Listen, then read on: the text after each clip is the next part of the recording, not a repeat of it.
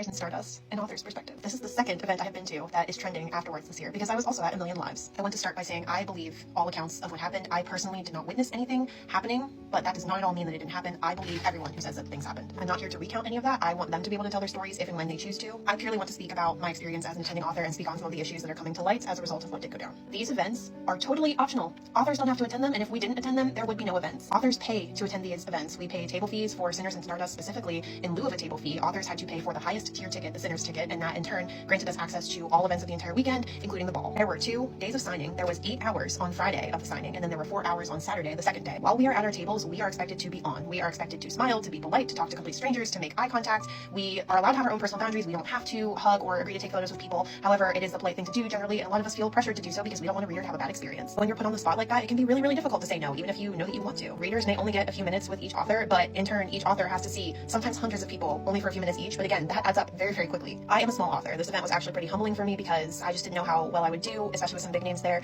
And I did better on the second day because the first day people were flocking to all the huge authors, which makes sense. I personally never had a line. I went home with a ton of my stock, which again is fine. I have a TikTok shop. I can sell it on my website. It's not a big deal. My point is, I was still expected to sit there and be available for that full time. And I, again, did not have a line. And I was drained at the end of the day with the amount of people I had to talk to, the number of things I had to sign. And I had plenty of breaks between people where I was just kind of sitting there waiting for the next person to approach me. And I think this actually saved me a little bit at the ball, because when I went to the ball, no one recognized me. There was one fellow author that I had a really lovely conversation with that recognized me on site, but no readers recognized me because I'm small and I had that privilege. But there are a lot of larger authors who you all do recognize on site because they're active on social media. They have huge platforms. You see their faces all the time, and they do not have the luxury of just going to the ball and enjoying themselves because so many people cross boundaries and think that they're friends with this person or that they are entitled to access with this person, when in fact that is absolutely not the case. Just again want to reiterate, if I was exhausted as a small author who never had a line, who had plenty of breaks between people, plenty of time where I was just kind of sitting there twiddling my thumbs waiting for the next person to approach me, if I was exhausted and wanted to go to the ball just to enjoy myself and maybe talk to a few other authors, imagine how those large, huge authors must have felt. And after Sinners and Stardust put out a statement saying that moving forward they're going to be making a few changes, including that there will be a separate dedicated space at the ball for authors, assistants, vendors, those sort of people what regular attendees will not be allowed access to.